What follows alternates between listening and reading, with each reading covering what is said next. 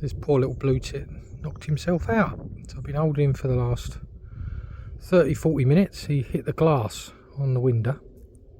He was laying lifeless on the floor, but he's come round, kept him warm, and I think he's ready to go. So let's see if he's ready yet.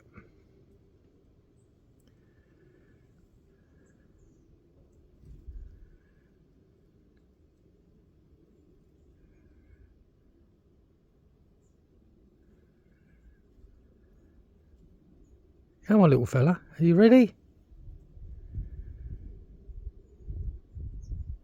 Are you ready?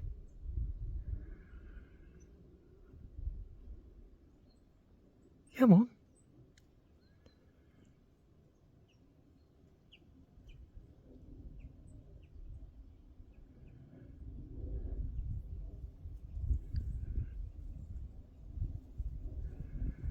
Let's see if you go in the tree.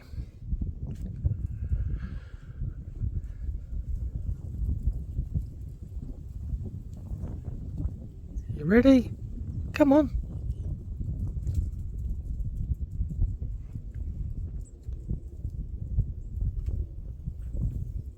Come on.